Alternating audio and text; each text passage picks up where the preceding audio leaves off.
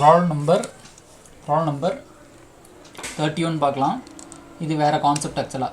ஹெட்டிங்கே பார்த்தீங்கன்னா தெரியும், salary or commission to partners அப்படின்னு சொல்லி கொடுத்துருக்காங்க. ஸோ ரொம்ப சிம்பிள் ப்ராப்ளம் தான், என்னென்னு பார்க்கலாம். ரைட்டாக இந்த ப்ராப்ளம்லாம் என்ன கேட்டிருக்காங்களோ அதுக்கு மட்டும் ஆன்சர்ஸ் பண்ணுவோம். இன்றைக்கி ரொம்ப சிம்பிள் கான்செப்ட் தான் எடுத்திருக்கேன்.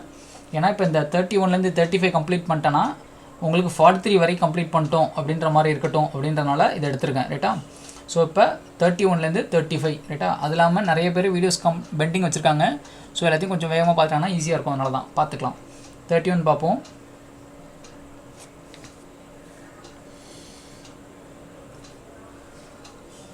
Determine the share of profits to each partner அப்படின்னு சொல்லியிருக்காங்க. A and B are to get annual salary of 1,20,000 per annum அப்படின்னு சொல்லி கொடுத்துருக்காங்க. அதில் 1,20,000 per annum அப்படின்னு கொடுத்துருக்காங்க.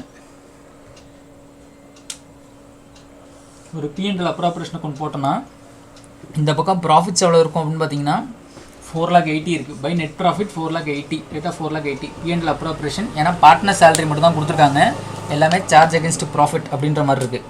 அப்போ டு ஏ சேலரி 1,20,000, பிக்கும் சேலரி கொடுக்குறாங்கன்னா ரெண்டு பேருக்குமே தனித்தனியாக அப்படின்ற மாதிரி எடுத்துப்போம். ரைட்டா? ஆக்சுவலி இன்னொரு வேர்டு அவங்க ஒன்று கொடுத்துருக்கணும், அதை மிஸ் பண்ணியிருக்காங்க. ஈச்சுன்னு சொல்லியிருப்பாங்க, அந்த ஈச்சுன்றது சொல்ல. ரைட்டா? 1,20,000 ஈச்சுன்னு கொடுக்கணும், மிஸ் ஆயிருக்கு. பட் ஸ்டில் இந்த மாதிரி ப்ராப்ளம் இப்படி தான் இருக்கும். வேணால் அசம்ஷன் எழுதிலாம், எக்ஸாம் பர்ஸ்பெக்டிவ் பயப்படாதீங்க. ரைட்டா? எக்ஸாம் பொறுத்த வரைக்கும் ரொம்ப கிளியராக இருக்கும்.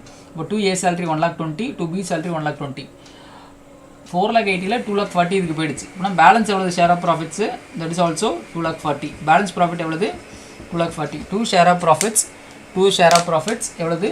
2,40,000 அப்படின்னு வச்சுப்போம். 2,40,000 அப்படின்னு வச்சுப்போம். இது என்ன பண்ணணும், யார் யாருக்கு பிரிக்கணும்? ஏ பி சி. ரைட்டா? ரேஷியோ எதுவுமே கொடுக்கல, அப்போ ஈக்குவல் ரேஷன் எடுக்கணும். அப்போ டிவைடட் பை 3 பண்ணால், ஏன்னா 3 பார்ட்னர், அதனால் 1:1 பிரிக்கணும். ரைட்டா? அப்போ 80,000 அப்படின்னு ஒரு ஆன்சர். ரைட்டா? அப்போ பிரிச்சா என்ன வரும்? A 80,000, B 80,000, C 80,000 அப்படின்னு வரும். 4,80,000. ரைட்டா? புக் ஆன்சர்ஸை ஒரு வாட்டி செக் பண்ணிங்க. ரைட்டா? ஏன்னா நேற்று கூட நான் என்ன பண்ணிட்டேன், ஒரு சின்ன மிஸ்டேக்ஸ் பண்ணியிருந்தேன் ப்ரீவியஸ் வீடியோவில், அதனால் பார்த்துங்க. P&L அப்ராப்ரேஷனில் ஷேர் ஆஃப் ப்ராஃபிட்ஸ் இந்த மாதிரி வரும். அடுத்தது 32 பார்த்தீங்கன்னா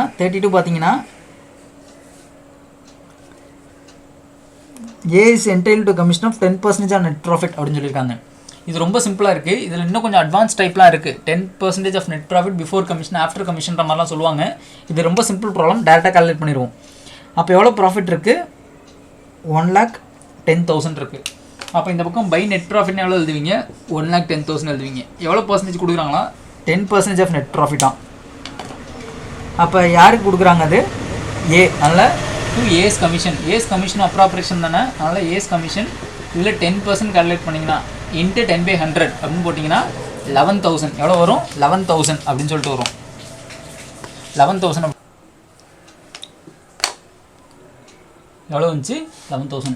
பேலன்ஸ் இருக்கிறது என்னது? Share of profit. வேறு எதுவும் ட்ரீட்மெண்ட் இல்லை, அதனால் ஷேர் ஆஃப் ப்ராஃபிட்ஸ் அப்படின்னு பிரிக்க வேண்டியதான். ரைட்டா? அப்போ ஷேர் ஆஃப் ப்ராஃபிட் எவ்வளோ அப்படின்னா 99,000. ரைட்டா? 1,10,000 மைனஸ் 11,000 போட்டிங்கன்னா 99,000 அப்படின்னு வருது. இது என்ன ரேஷியோவில் பிரிக்கணும்னு பார்த்தீங்கன்னா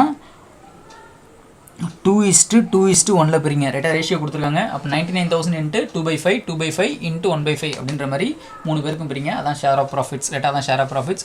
ரொம்ப சிம்பிளாக தான் இருக்குது எல்லா ப்ராப்ளமும். ரைட்டா? பார்த்துக்கலாம். அடுத்து 33 போகணும். ரைட்டா? 33 போகணும்.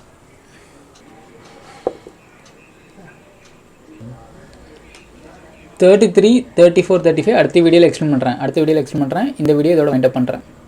இல்லை ரன் ஆகிற ப்ராப்ளம் வரல. இல்லை இப்போ ப்ராப்ளம் நம்பர் 33 பார்ப்போம். ரைட்டா? ப்ராப்ளம் நம்பர் 33 பார்ப்போம்.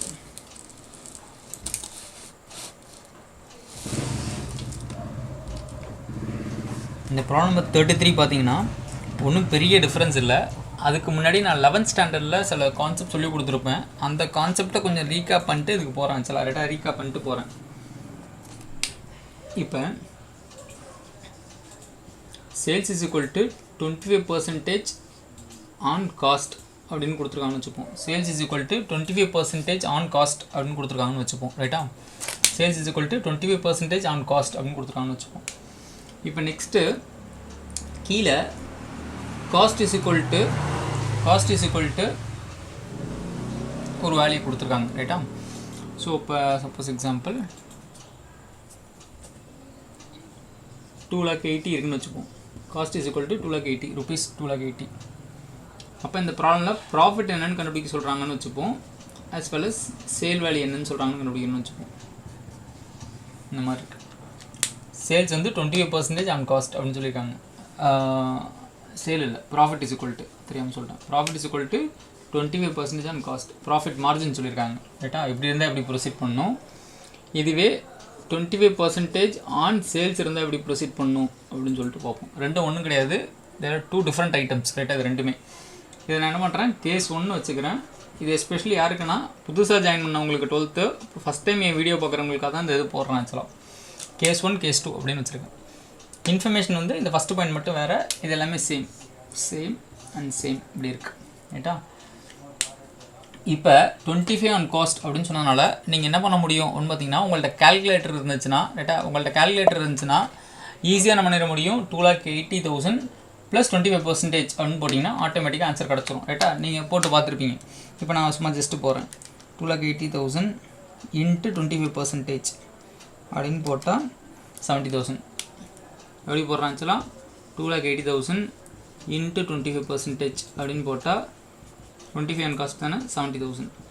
அப்போ காஸ்ட் என்னது 2,80,000, இது என்னது 70. ரைட்டா, 25% போட்டால் அப்போ சேல் எவ்வளவு, காஸ்ட் ப்ளஸ் ப்ராஃபிட் தான் இது. 2,80,000 ப்ளஸ் 70. ரைட்டா, திஸ் 2 ஆட் பண்ணால் என்ன கிடச்சிரும், சேல் வேல்யூ கிடச்சிரும். காஸ்ட் ப்ளஸ் ப்ராஃபிட் ஆட் பண்ணால் செல்லிங் ப்ரைஸ் கிடச்சிரும். ஸோ இவ்வளோ தான். இப்போ அதே மாதிரி அந்த சமம் போட முடியாது ஆக்சுவலாக. ரைட்டா, அதே மாதிரி போட முடியாது. ஏன்னா இங்கே காஸ்ட் கொடுத்துருக்காங்க, எக்ஸ்பிரஷனும் காஸ்ட்டில் இருக்குது. அப்போ டேரெக்டாக மட்டிலே பண்ண முடியும். ரைட்டாக மட்டிலே பண்ண முடியும். ஆனால் இங்கே என்ன சொல்லியிருக்காங்க, ஆன் சேல்ஸ்னு சொல்லியிருக்காங்க. அதனால் நான் எப்பொழுதுமே என்ன சொல்லுவேன்னா, ரைட்டா, இந்த மாதிரி பர்சன்டேஜில் எக்ஸ்பிரஷன் பண்ணால் இப்படி ஒரு ட்ரீட்மெண்ட் ஒன்று சொல்லிக் கொடுப்பேன் ஸ்டூடெண்ட்ஸுக்கு. அதை நான் வச்சுங்க, cost plus profit is equal to sales, cost plus profit is equal to sales, C plus P is equal to sales. இப்போ இங்கே எக்ஸ்பிரஷன் என்ன இருக்குது, 25%, அதான் ப்ராஃபிட். அப்போ இங்கே சியில் 25 ஆன் காஸ்ட், அப்போனா காஸ்ட்டில் 100, அப்போனா செல்லிங் ப்ரைஸ் என்னது 125 அப்படின்னு கண்டுபிடிச்சிட்டேன். சரி, இந்த கேஸுக்கு என்னென்னு பார்ப்போம். இந்த கேஸுக்கு 25 ஆன் சேல்ஸ், அப்போ ப்ராஃபிட் வந்து எவ்வளவு 25, ஆன் என்ன கொடுத்துருக்காங்க சேல்ஸ், இங்கே ஆன் என்ன கொடுத்தாங்க காஸ்ட்டு. அப்போ காஸ்ட்டு இந்த சொன்னதுனால 100 அங்கே போட்டேன். இப்போ இங்கே எங்கே சொல்லியிருக்காங்க, கீழே சொல்லியிருக்காங்க. அப்போனா இங்கே 100 போடணும், கீழே 100 போடணும். அப்போ என்ன புரியுது, இந்த கேஸில் இதை ஃபஸ்ட்டு ஃபில் பண்ணேன், இப்போ இந்த கேஸில் எதை ஃபில் பண்ணுறேன், இதை ஃபில் பண்ணுறேன். ரைட்டா, அப்போ சி ப்ளஸ் பி தான் என்னது சேல், அதனால் இப்படி போட்டோம். இப்போ நம்மளுக்கு என்ன தெரியணும், இது 100, இது 25. அப்போ இது என்னன்னு தெரியணும். அப்போ நம்ம கீழே இருந்து ஃபிகர் கண்டுபிடிக்கிறோம். ரைட்டா, அப்போனா மேலேருந்து வரும்போது டேரெக்டாக ஆட் பண்ணி கண்டுபிடிச்சிட்டோம். அப்படின்னா இது மைனஸ் பண்ணி தானே கண்டுபிடிக்கணும், ஏன்னா ஆப்போசிட் ரியாக்ஷன் தான் வரும் கீழே இருந்து போகும்போது. அப்போ 75 ப்ளஸ் 25 தான் என்னது 100 அப்படின்னு சொல்லிட்டு கண்டுபிடிச்சிருக்கோம். இப்போ நம்ம என்ன பண்ணணும், சம் ப்ரொசீட் பண்ணணும். இப்போ இந்த எக்ஸ்பிரஷனில் போகுமா, அப்போ நம்மளுக்கு என்ன தெரியணும், ப்ராஃபிட் என்னன்னு தெரியணும். ரைட்டா, ப்ராஃபிட் என்னன்னு தெரியணும். நம்மள்ட்ட என்ன இருக்குது ஆக்சுவலாக, காஸ்ட்டு தான் இருக்குது. காஸ்ட்டு டிவைடட் பை காஸ்ட்டு, அது பொறுத்த முன்னாடி இதில் எழுதுவோம், இந்த ஃபார்மில் எப்படி ஒர்க் அவுட் ஆச்சுன்னு சொல்லிட்டு. இப்போ நம்ம இங்கே என்ன பண்ணுவோம், ப்ராஃபிட் தரணும். அப்போ நம்மள்ட்ட என்ன இருக்குது, காஸ்ட்டு டிவைடட் பை காஸ்ட்டோட கரஸ்பாண்டிங் நம்பர் 100 இன்ட்டு ப்ராஃபிட் தெரியணும், என்ன தெரியணுமோ அது. ரைட்டா, காஸ்ட் நம்மள்ட்ட இருக்குது இன்ட்டு ப்ராஃபிட் 25, அதான் 25/100 போட்டிங்க. அப்போ காஸ்ட் எவ்வளவு 2,80,000 டிவைட் பை 100 இன்ட்டு 25, அதாவது 2,80,000 இன்ட்டு 25/100 அதானே போட்டிங்க. நம்ம இந்த மாதிரி போடுவோம், அது இங்கே கீழே 100 இந்த பக்கம் போட்டிருக்கோம், அவ்வளோதான். ரைட்டாக இந்த மாதிரி போட்டிங்க. சரி, இங்கே அதே மாதிரி இப்போ காஸ்ட்டு அதோட கரஸ்பாண்டிங் நம்பர் 75, செகண்ட் கேஸில் 75 காஸ்ட்டு. ரைட்டாக 75 இன்ட்டு உங்களுக்கு என்ன தெரியணும், ப்ராஃபிட் என்னன்னு தெரியணும். ப்ராஃபிட்டோட நம்பர் என்னது 25 அப்படின்னு சொல்லிட்டு வரும். சரி, ஓகே, செக் பண்ணலாமா. 2,80,000 டிவைட் பை 75 இன்ட்டு 25 என்ன ஆன்சர் வருதோ அந்த மாதிரி எழுதணும். அதான் என்னது உங்களோட ப்ராஃபிட். ரைட்டாக உங்களோட ப்ராஃபிட். சப்போஸ் எக்ஸாம் ஹாலில் சேல்ஸ் கேட்டிருக்காங்க இந்த சினாரியோவில். அப்போ எப்படி வரும் அப்படின்னு பார்த்தீங்கன்னா 2,80,000 டிவைட் பை அது என்னது காஸ்ட்டு, அதோட கரஸ்பாண்டிங் நம்பர் 75 இன்ட்டு சேல்ஸோட நம்பர் என்னது 100 அப்படின்னு வரும். ரைட்டா, இந்த மாதிரி இருக்குது. இப்போ இந்த கேஸில் எப்படி வரும் அப்படின்னு பார்த்தா 2,80,000 divided by cost divided by corresponding number 100 into sales 125 அப்படின்னு வரும். ரைட்டா, 125 வரும்.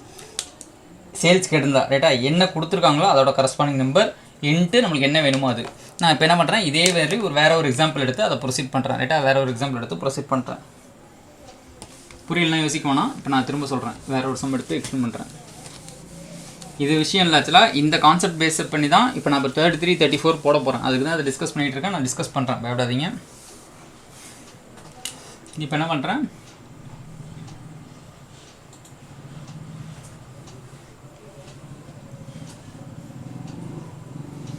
$1,20,000 இருக்குது. என்ன இருக்குது, $1,20,000 இருக்குது.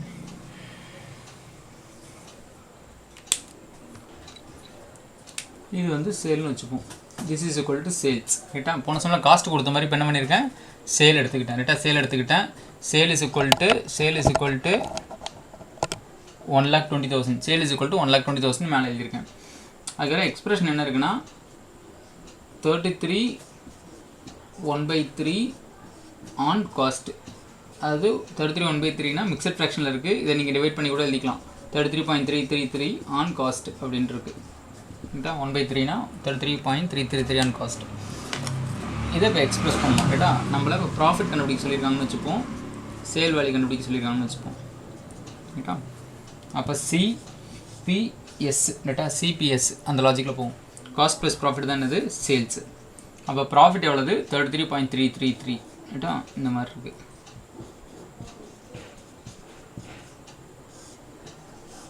இப்படி இருக்குது. கரெக்டாக காஸ்ட் அப்போ என்னது, ஆன் காஸ்ட். அப்போ 100. இது ஆன் 100. இங்கே எப்படின்னா 133.333 இந்த மாதிரி இருக்குது. நம்ம என்ன கேட்டுருக்காங்க, ப்ராஃபிட் கேட்டிருக்காங்க. நம்மள்ட்ட என்ன இருக்குது, சேல் வேல்யூ இருக்குது. அப்போ 1,20,000 டிவைடட் பை கேல்குலேட்டர்லேயே போட்டு பாருங்கள். ரைட்டா, 133.3333. மேக்ஸிமம் எவ்வளோ 3 அடிக்க முடியுமோ கேல்குலேட்டரில், மொபைலில். ரைட்டா, ப்ரெஸ் பண்ணுங்கள் 333. ஏன்னா கரெக்டான ஆன்சர் வரும், அக்யூரசி வரும். 133.33333 இன்ட்டு உங்களுக்கு என்ன தெரியணும், ப்ராஃபிட். ஏன் 130 இந்த நம்பர் எடுத்திருக்கேன், ஏன்னா சேலோட நம்பர், சேல் கொடுத்துருக்காங்க. சேலு டிவைடட் பை சேலோட கரஸ்பாண்டிங் நம்பர். போனட்டே என்ன பண்ணோம், profit is equal to cost. காஸ்ட்டோட ஆன்சர் தான் கொடுத்துருந்தாங்க 2,80,000 டிவைட் பை காஸ்ட்டோட கரஸ்பாண்டிங் நம்பர். இப்போ இதில் என்ன பண்ணியிருக்கேன், சேல் கொடுத்துருக்காங்க, அதனால் சேலோட கரஸ்பாண்டிங் நம்பர் இன்ட்டு உங்களுக்கு என்ன தெரியணும், ப்ராஃபிட் என்ன தெரியணும். அப்படின்னா நம்ம கண்டுபிடிக்க வேண்டிய ஐட்டம் வந்து காஸ்ட் தெரியாமல் எழுதியிருக்கேன். ரைட்டா, இன்ட்டு உங்களுக்கு என்ன தெரியணும், ப்ராஃபிட்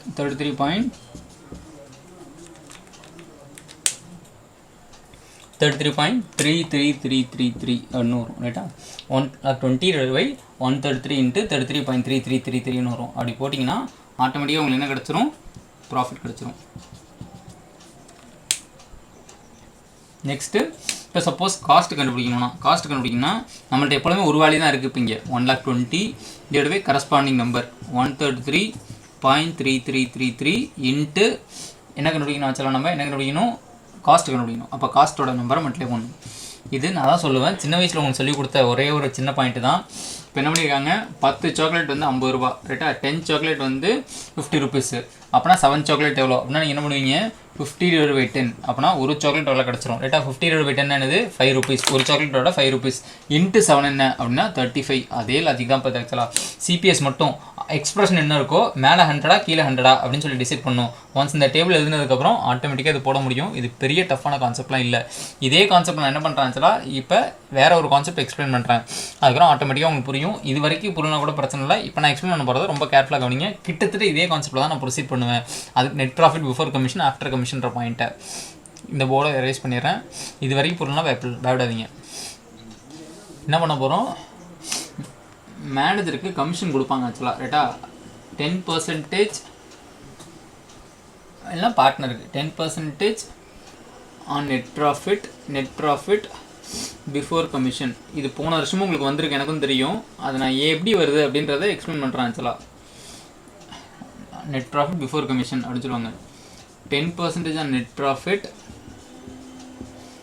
ஆஃப்டர் கமிஷன் அப்படின்னு சொல்லுவாங்க. இந்த மாதிரி 2 சினாரியோவில் எக்ஸ்பிளைன் பண்ணியிருப்பாங்க. இதை நான் போன வருஷத்தோட இதிலே வச்சு எக்ஸ்பிளைன் பண்ணுறேன்.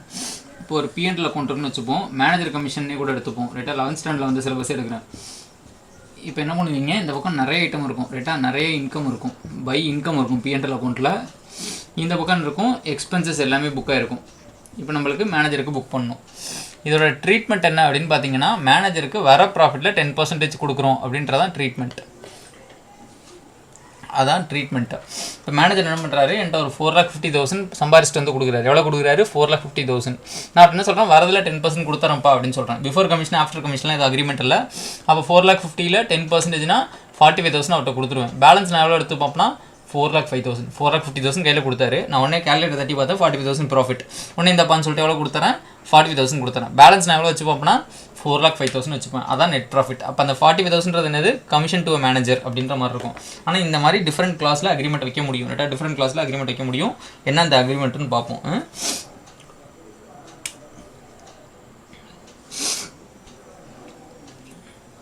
இப்படி டோட்டல் பண்ணி மைனஸ் பண்ணிங்கன்னா ஒரு ப்ராஃபிட் வருது. என்ன வருது, நெட் ப்ராஃபிட்னு சொல்லி. அந்த ப்ராஃபிட் தான் அவர் ரிட்டர்ந்து கொடுக்குறாரு. அது என்னது ஆக்சுவலாக 4,50,000 ரைட்டா, 4,50,000. ஆனால் நம்ம அதை எழுத மாட்டோம், ஏன்னா அது ஃபைனல் ப்ராஃபிட் கிடையாது. ரைட்டா, நம்ம அப்போ என்ன பண்ணுறோம் ஆக்சுவலாக, அந்த இடத்துல இன்கம் இருக்குது இந்த பக்கம் எக்ஸ்பென்சஸ் இருக்குது. மனுஷன் என்ன பண்ணுறாரு ஆக்சுவலாக, நம்மள்கிட்ட இருந்து கொடுக்குறாரு. அதில் நான் கேல்குலேட்டரில் என்ன பண்ணுறேன், 10% சார்ஜ் பண்ணுறேன், 45,000. அப்போ அதையும் சேர்த்து இங்கே எழுதிடுறேன், மேனேஜர் கமிஷன் சொல்லிட்டு. அப்போ லாஸ்ட்டாக என்ன பண்ணுறேன், நெட் ப்ராஃபிட்னு சொல்லி 4,05,000 அப்படின்னு எழுதுறேன் ஆக்சுவலாக. ரைட்டா, 4,05,000 எழுதுறேன். அப்போ அதான் என்னது, மேனேஜர் கமிஷன் புக் பண்ணதுக்கப்புறம் அந்த ப்ராஃபிட். ரைட்டா, ஆனால் மனுஷன் என் டெவலர் இருந்து கொடுத்தான், 4,50,000 கொடுத்தான். அப்போ இதுக்கு பேர் என்ன, நெட் ப்ராஃபிட் பிஃபோர் கமிஷன் அப்படின்னு அர்த்தம். நம்ம அதை எழுத மாட்டோம். ஃபஸ்ட்டு என்ன தான் தெரியும், எப்பொழுதுமே நமக்கு நெட் ப்ராஃபிட் பிஃபோர் கமிஷன் தான் தெரியும். ஏன்னா மேனேஜர் நம்மள்ட்ட என்ன பண்ணுவோம், ப்ராஃபிட் இருந்து உண்மையான அமௌண்ட்டை அக்கௌண்ட் பண்ணுவோம் நம்மள்ட்ட. அதுலேருந்து நம்ம என்ன கொடுப்போம் ஆக்சுவலாக, மேனேஜர் கமிஷன் கொடுப்போம். ரைட்டா, மேனேஜர் கமிஷன் கொடுப்போம். அதுக்கப்புறமா தான் நம்ம என்ன எழுதுவோம், நெட் ப்ராஃபிட் அப்படின்னு எழுதுவோம். அப்போ அது நெட் ப்ராஃபிட் எவ்வளோ வருது ஆக்சுவலாக, அவனுக்கு 45,000 கொடுத்ததுக்கப்புறம் எவ்வளோ வருது ஆக்சுவலாக, 4,05,000 அப்படின்னு வருது. ரைட்டா, 4,05,000 வருது. அப்போ இந்த நெட் ப்ராஃபிட் பிஃபோர் கமிஷன் 4,50,000 எதை மைனஸ் பண்ணிடுறோம் ஆக்சுவலாக, மேனேஜர் கமிஷனை மைனஸ் பண்ணிடுறோம். லாஸ்ட்டாக வர ஆன்சர் என்னது அப்படின்னா, நெட் ப்ராஃபிட் ஆஃப்டர் கமிஷன் அப்படின்னு சொல்லிட்டு வருது. நெட் ப்ராஃபிட்னாலே ஜென்ரலாக என்னது, மேனேஜர் கமிஷன் முடிஞ்சதுக்கப்புறம் தான். ரைட்டா, ஃபைனல் ஆன்சர் தான் நம்ம எடுத்துப்போம். நெட் ப்ராஃபிட் ஆஃப்டர் கமிஷன் தான். அப்போ சில நேரத்தில் கமிஷன் எதில் சார்ஜ் பண்ணுவாங்க, இதுலேயும் சார்ஜ் பண்ணுவாங்க, அல்ல இதுலேயும் சார்ஜ் பண்ணுவாங்க. நெட் ப்ராஃபிட் பிஃபோர் கமிஷன் அப்படின்னா இதில் போடணும், நெட் ப்ராஃபிட் ஆஃப்டர் கமிஷன் அப்படின்னா இதில் போடணும். ரைட்டா, இப்போ அதான் 10% on 10% profit on sales on cost, அந்த மாதிரி கண்டிஷன்ஸ் இருக்க மாதிரி இங்கேயும் கண்டிஷன்ஸ் இருக்குது. இதை எப்படி போடலான்னு சொல்லிட்டு பார்ப்போம். ஆக்சுவலாக நம்மளுக்கு எப்பொழுதுமே ஒரு பிஸ்னஸ் ஆஸ்பெக்டில் எப்பொழுதுமே நமக்கு என்ன ஃபஸ்ட்டு தெரியும் அப்படின்னு பார்த்தீங்கன்னா, நெட் ப்ராஃபிட் பிஃபோர் கமிஷன் தான் தெரியும். என்ஏசி நமக்கு தெரியாது. ஏன்னா நம்ம என்ன பண்ணுவோம், பிஎன்எல் அக்கௌண்ட்டில் இன்கம் மைனஸ் எக்ஸ்பென்சஸ் போட்டோன்னே என்ன கிடைக்கும் உங்களுக்கு, நெட் ப்ராஃபிட் பிஃபோர் கமிஷன் தான் கிடைக்கும். கமிஷனுக்கு முன்னாடி இருக்க ப்ராஃபிட் தான் இருக்கும். அப்போ இதை வச்சு எக்ஸ்பிரஷன் போகணும். ரைட்டா, நமக்கு எப்பொழுதுமே என்ன கிடைக்கும், நெட் ப்ராஃபிட் பிஃபோர் கமிஷன் தான் நம்ம கையில் இருக்கும். ஆனால் எக்ஸ்பிரஷன் இந்த மாதிரி இருக்கும். ரைட்டா, இந்த மாதிரி இருக்கும். அப்போ வச்சுப்போம், NBC net profit before commission minus commission போட்டால் என்ன கிடச்சிரும் உங்களுக்கு, NAC net profit after commission கிடச்சிரும். நம்ம இதே ப்ராஃபிட்டுக்கு காஸ்ட்டுக்கு எப்படி போடணும், cost plus profit is equal to sales. ஆனால் இங்கே எப்படி, என்பிசி மைனஸ் கமிஷன் தான் இது NAC net profit after commission. இப்போ இங்கே பாருங்கள் எக்ஸ்பிரஷன் எப்படி இருக்குன்னு, 10% on net profit before commission. எதில் எக்ஸ்பிரஷன் இருக்குது, பிஃபோர் கமிஷனில் இருக்குது. அப்படின்னா 100 இங்கே போடணும். போனதில் என்ன பண்ணோம், ஆன் சேல்ஸ் அப்படின்னா சேல்ஸில் 100 போட்டோம், ஆன் காஸ்ட்னா அதில் போட்டோம். அந்த மாதிரி தான் கமிஷன் ப்ராஃபிட் மாதிரி என்னது, கமிஷன் ரெஸ்பெக்ட் இருக்குது. அப்போ நம்ம இப்படி மேலேருந்து வரும்போது என்ன சிம்பிளாக அது போட வேண்டியதான், 100 - 10 எவ்வளவு, 90 அப்படின்னு போட வேண்டியதான். இப்போ எப்பொழுதுமே நம்ம என்ன கண்டுபிடிப்போம், ஃபஸ்ட் எடுத்தோம் எக்ஸாம் சினாரியோவில் கமிஷன் கண்டுபிடிப்போம். அப்போனா என்பிசி டிவைடட் பை அதோட கரஸ்பாண்டிங் நம்பர் 100 இன்ட்டு நம்மளுக்கு என்ன தெரியணும், கமிஷன் என்ன அப்படின்னு தெரியணும், 10 அப்படின்னு சொல்லி போடுவோம். ரைட்டா, இப்போ இதுவே இந்த மாதிரி எக்ஸ்பிரஷன் இருந்தால் எப்படி போடணும் அப்படின்னு பார்ப்போம். ரைட்டா, அப்போ இது கேஸ் 1ஓட எக்ஸ்பிரஷன், இது கேஸ் 2 எக்ஸ்பிரஷன் இருந்தால் எப்படி வரும். ரைட்டா, கேஸ் 2 எக்ஸ்பிரஷன் இருந்தால் இங்கே என்ன பண்ணியிருப்போம், 10 எக்ஸ்பிரஷன் எங்கே போட்டிருப்பீங்க, 100 இங்கே போட்டிருப்பீங்க, கீழே இருந்து போகிறது. அப்போ மைனஸ்னால் அப்போசிட் ரியாக்ஷன்.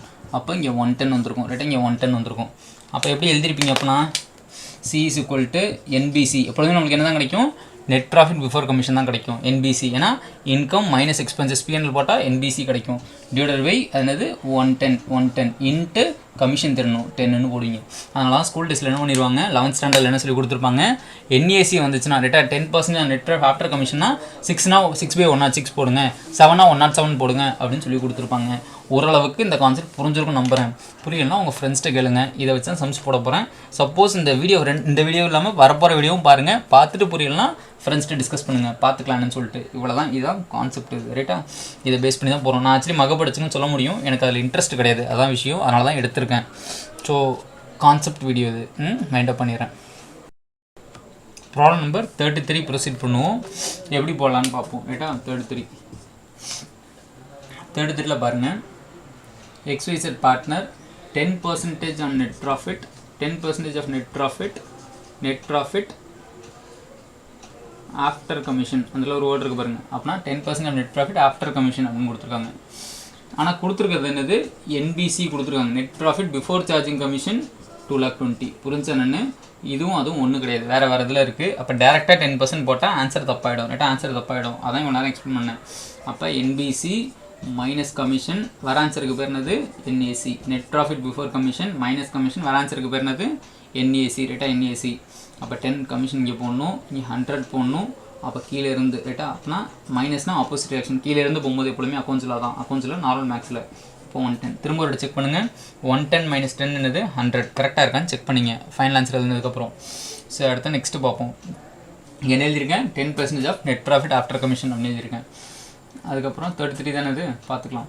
இப்போ இசட்டோட கமிஷன் கண்டுபிடிக்க சொல்கிறாங்க. அப்போ கமிஷன் இஸ் ஈக்குவல் டு ரைட்டா என்பிசி கொடுத்துருக்காங்க, நெட் ப்ராஃபிட் பிஃபோர் கமிஷன் கொடுத்துருக்காங்க, டிவைடட் பை அதோட கரஸ்பாண்டிங் நம்பர் 110 ரைட்டா 110 இன்ட்டு உங்களுக்கு என்ன தெரியணும் கமிஷன் என்ன தெரியணும் ரைட்டா அப்படின்னா 10 கொடுத்துருக்கதோட கரஸ்பாண்டிங் நம்பர் இன்ட்டு உங்களுக்கு என்ன தெரியணும். அதான் சொன்னேன் 50 ரூபா ஃபார் 10 சாக்லேட் அப்படின்னா 7 சாக்லேட் எவ்வளோ அப்படின்னா 50/10 × 7 7 சாக்லேட்டுக்கு என்ன போகிறோமோ அதே லாஜிக் தான். இப்போ 2,20,000 டிவைடட் பை 110 இன்ட்டு 10 அப்படின்னு போட்டால் ஆட்டோமேட்டிக்காக ஆன்சர்ஸ் வில் கெட் ரைட்டா. இதை நீங்கள் யோசிச்சு பாருங்கள். இன்ட்டு 10/100 போட்டால் 22,000 வந்திருக்கும், தப்பாக இருக்கும் ஆன்சர் ரைட்டா. ஈஸியான கான்செப்ட் தான், யோசிக்காதீங்க. அடுத்து 34 பார்த்தீங்கன்னா it earned a net profit 1,80,000 as per partnership deal. They are charged 20% of net profit after charging such commission. They will share it in the ratio of அப்படின்னு சொல்லி கொடுத்துருக்காங்க.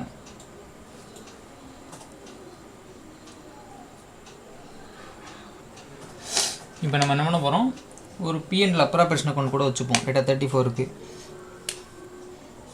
இது என்னது பை நெட் ப்ராஃபிட்.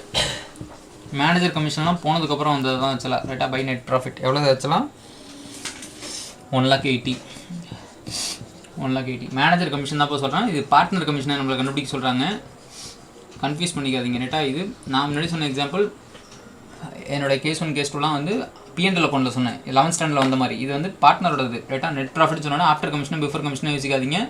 இது வந்து மேனேஜர் கமிஷனுக்கு அப்புறம், ஆனால் partner கமிஷனுக்கு முன்னாடி தான் ரைட்டா 34. ஸோ இது வந்து அப்படின்னா என்னது இந்த இருக்குது ரைட்டா. இப்போ நம்ம என்ன பண்ணணும் 2 கமிஷன் புக் பண்ணணும். யாரோட கமிஷன் ஆச்சுலாம் பார்ட்னரோட கமிஷன். யார் யாருக்கு கமிஷன் இருக்கான் எல்லாருக்குமே இருக்கான். அந்த கமிஷனை கண்டுபிடிச்சி ABCD ரைட்டா எல்லாருக்கும் கொடுக்க சொல்கிறாங்க. என்ன ரேஷியோவில் கொடுங்கன்னு சொல்கிறாங்கன்னா 2:3:2:3 பிரிங்க அப்படின்னு சொல்கிறாங்க ரைட்டா. ஃபஸ்ட்டு 20% கண்டுபிடிப்போம்.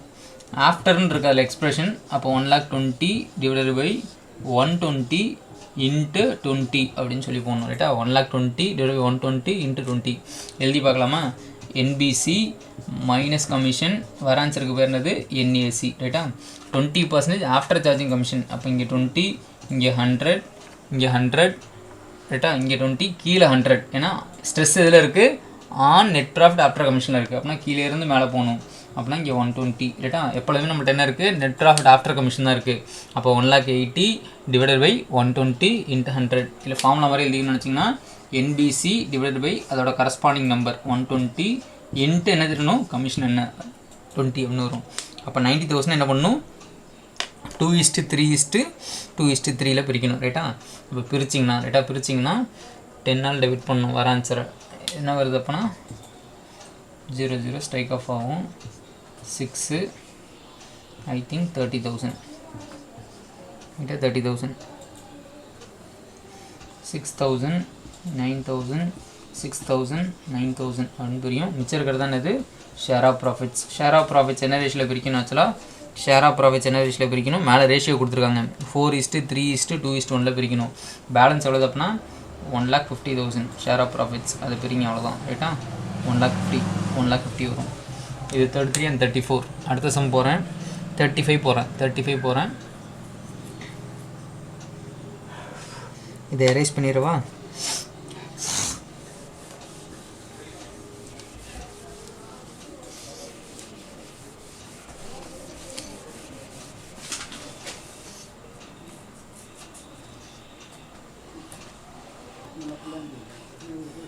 பார்க்கலாம்.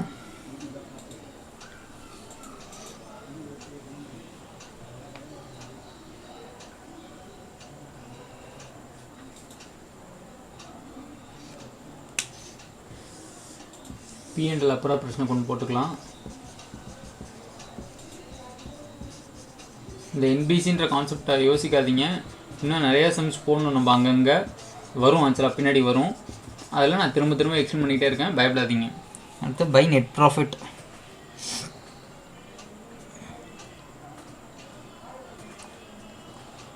எவ்வளவு? 4,20,000.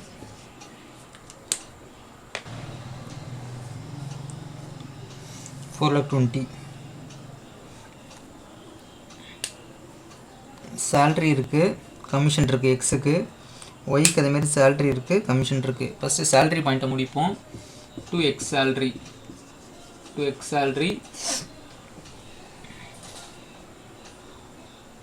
10,000 per month அப்படின்னா 1,20,000. 10,000 into 12. அடுத்து 2y சேல்ரி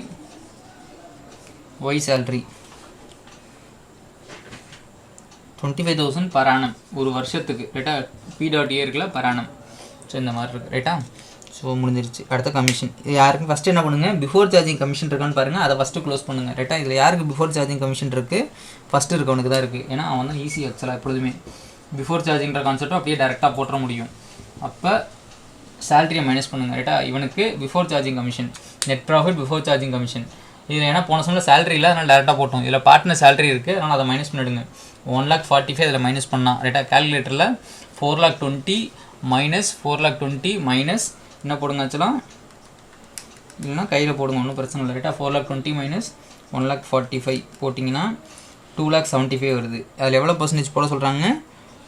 10% போட சொல்கிறாங்க. அப்படின்னா 2,75,000 இன்ட்டு 10/100. ஏன் 10/100 ஈஸியாக போட்டுறாச்சுலாம், எக்ஸ்ப்ரெஷன் அதுவும் சேமாக இருக்குது. இல்லைனா நீங்கள் எழுதி கூட போடுங்க. என்பிசி மைனஸ் கமிஷன் வர ஆன்சருக்கு பேர் என்னது? என்ஏசி.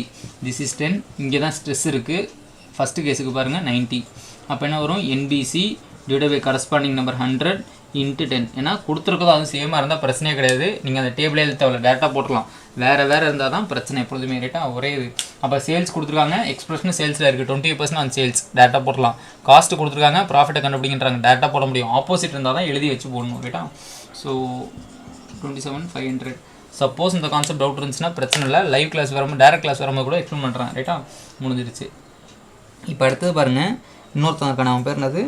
ஒய்க்கு after charging all commission and partner salary எல்லாம் போக அப்படின்னு சொன்னதுனால இப்போ NPC minus commission NAC expression எப்படி இருக்குன்னு பாருங்கள். இந்த இடத்துல எவ்வளோ பர்சன்டேஜ் அவனுக்கு? 10%. அவனுக்கு 10%. அப்போ இங்கே 10, இங்கே 100, இங்கே 110 வந்துடுது. ஆக்சுவலாக ரைட்டாக இங்கே 110 வந்துடுது. ஏன்னா on net profit after commission இருக்கு அவனுக்கு, அதனால் இங்கே 100 போடணும். அப்போ கீழே இருந்து போகும்போது மேலே வந்துடும் 110. செக் பண்ணி பாருங்கள். 110 மைனஸ் 10 100. ரைட்டா? ரெண்டு பேரும் வேறு வேறு ஆஸ்பெக்டில் ஒரே சிம்பிள் இருக்குது. அப்போ நம்ம என்ன பண்ணுவோம்? நெட் ப்ராஃபிட் கண்டுபிடிப்போம். Charging after charging all commission சொன்னதுனால இதையும் மைனஸ் பண்ணிவிடுங்க. அப்படின்னா 2,75,000 மைனஸ் இவனோட கமிஷனும் மைனஸ் பண்ணிட்டீங்கன்னா 27,500. 2,47,500. அதான் என்னது? Net profit after all commission இருக்குது. ஆனால் அதில் யாரோட கமிஷனும் போகல, இந்த ஒய்யோட கமிஷன் கண்டுபிடிக்க முடியல. அது அப்படின்னா என்னது? This is equal to 110. அவனோட கமிஷனும் சேர்ந்து இருக்குது. யாரோட கமிஷன் சேர்ந்து இருக்குது? ஒய்யோட கமிஷனும் இருக்குது. அதனால தான் இதோடய 110 போடுறோம். அதுக்குள்ளே இவனோட கமிஷன் இருக்குது. இன்ட்டு ஏன்னா அதோட கரஸ்பாண்டிங் நம்பர். ரைட்டா? பிஃபோர் கமிஷன் தான். இவனை பொறுத்தவரைக்கும் பிஃபோர் கமிஷன் தான், ஒய்யை பொறுத்தவரைக்கும். இன்ட்டு 10 என்ன அப்படின்னு போடுறோம். சில ரைட்டா? இன்ட்டு 10 என்ன அப்படின்னு போடுறோம். அப்படின்னா 22,500. இதுதான் யாரோடது? ஒய்யோட கமிஷன். 2y commission. மிச்சம் இருக்கிறதா என்னது? அப்படின்னா மிச்சம் இருக்கிறதா என்னது? மிச்சம் இருக்கிறது தான் share of profit. Share of profit 2,25,000. 2,25,000.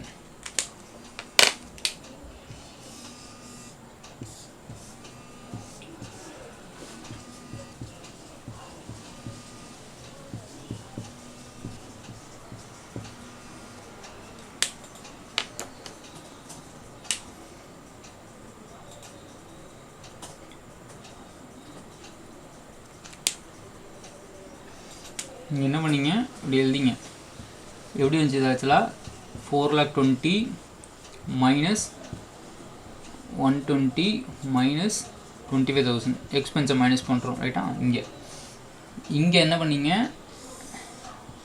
இந்த 2,45,000 எப்படி இருந்துச்சு? ஆக்சுவலாக 4,20,000 கீழே கேல்குலேஷன் மாதிரி போட்டுங்க. இந்த இன்ட்ரெஸ்ட் ஆன் சாரி கமிஷன் கண்டுபிடிக்கிறோம்ல, பார்ட்னர் கமிஷன், அதெல்லாம் ஒர்க்கிங் நோட் மாதிரி எழுதிங்க கிளியராக. ஏன்னா அப்புறம் பார்த்தா புரியணும் ரைட்டா.